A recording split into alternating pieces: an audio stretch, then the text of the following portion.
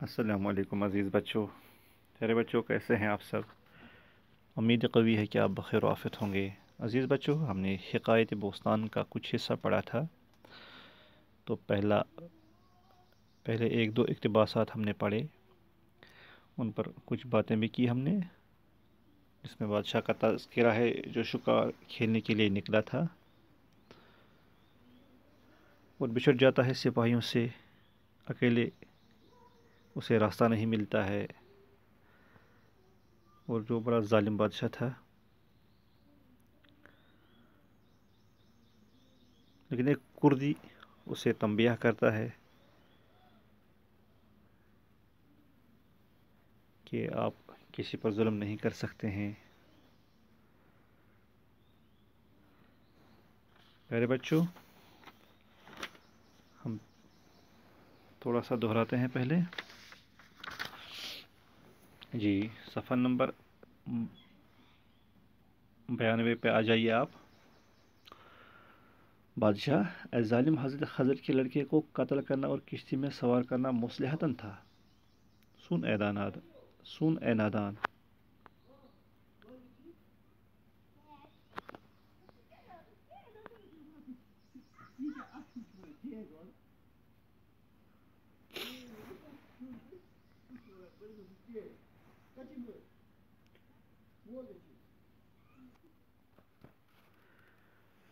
جی بچوں، تو کیا کہا؟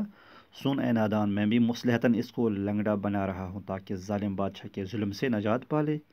اس جگہ لنگڑا رنجیدہ غدہ اس سے بہتر ہے کہ ظالم بادشاہ کا بھاری بوجھ اٹھانے والا بن کر 2-4 دن میں ہی فوت ہو جائے. ایسے ملک اور حکومت پر لعنت ہو جو وہ چلا رہا ہے.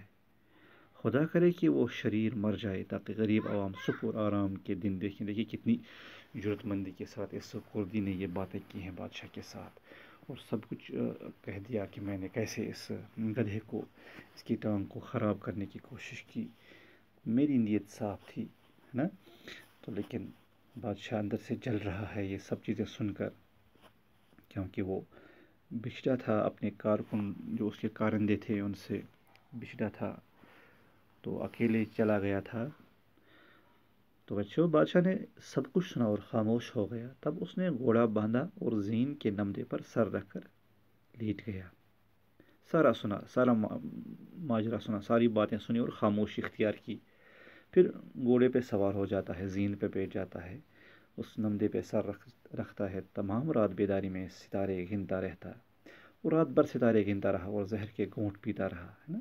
پوری رات زہر کے گھونٹ پیتا رہا. جب صبح ہوئی تو رات کی پریشانی بھول گیا. صبح کے وقت اس سے رات کی پریشانی کیا بھولا، وہ باتیں اس نے کہی تھی منہ پر کہ آپ اس طرح سے ظلم کر رہے ہیں. تو پیارے بچوں، تمام رات سوار اس کو ڈھونڈتے رہے. آخر صبح کو انہوں نے میدان میں گھوڑے اور بادشاہ کو دیکھا. رات بھر وہ اس کو تلاش کرتے رہے، اس کے کارندے، اس کے کارکن جو اس کے ساتھ تھے. لیکن صبح ہوتے ہی ان کے ساتھ ملاقات ہو گئی اور گھوڑے اور بادشاہ کو پایا. دیکھا تمام سپاہی پیدل دوڑ پڑے اور بادشاہ کی تعظیم بجا لائے. سیدھے بادشاہ کے پاس چلے گئے اور اس کی تعظیم بجا لائے. اس کا احترام کیا، ظاہر سی بات ہے، حاکم تھا، وقت کا حاکم تھا، اس کا احترام کرنا تھا لازمی، ہے نا. اب الگ بات ہے وہ ظالم بادشاہ تھا، لیکن ان کی ڈیوٹی تھی ان سے پوچھ تاچھ ہو جاتی اگر وہ اس کا احترام، اس کی تعظیم نہ بجا لاتے. بہرکیف پھر کھانے پینے کی محفل آراستہ ہوئی. جب بادشاہ شراب پی کر مست ہو گیا تو اسے گزشتہ رات کا دیہاتی یاد آیا. جب اس نے شراب وغیرہ پی لی تو اس سے وہ مستی میں پڑا، مدہوش سا ہو گیا، اور وہ دیہاتی یاد آیا. اس کے حکم سے سپاہی اس دیہاتی کو ذلت سے زنجیروں میں پکڑ کر لے آئے. پھر حکم دیا کہ اس کردی کو لایا جائے. پھر اس دیہاتی کو لایا گیا بیچارے کو، اور زنجیروں سے باندھ کر پکڑ کر لایا گیا. بادشاہ نے جلاد کو حکم دیا کہ دیہاتی کی گردن مار دی جائے، ہے نا. بڑا ظالم بادشاہ تھا، اور حکم دیا کہ اس کی گردن کو کاٹ دیا جائے یا مار دیا جائے. خودی نے جب بچنے کی کوئی راہ نہ دیکھی تو اس نے بے باک ہو کر اپنا سر اٹھایا اور کہا اے بے رحم بادشاہ، تمام عالم میں تیرے ظلم کا صحرا ہے۔ کیا کہا؟ تو بے رحم ہے، تمام عالم میں تیرے ظلم کا صحرا ہے۔ جب کوئی صورت اسے نہیں ملی بچنے کی، صرف میں ہی تیرے ظلم کے ہاتھ ہوں، نالان نہیں ہوں۔ دیکھیے عوام کی بات کی، جرت مندی سے کام لیا اور عوامی ہمدردی ظاہر کرنے کے ساتھ ساتھ اپنی جان پر بھی کھیلنے کی کوئی حد باقی نہ رکھی، ہے نا۔ بہرکیف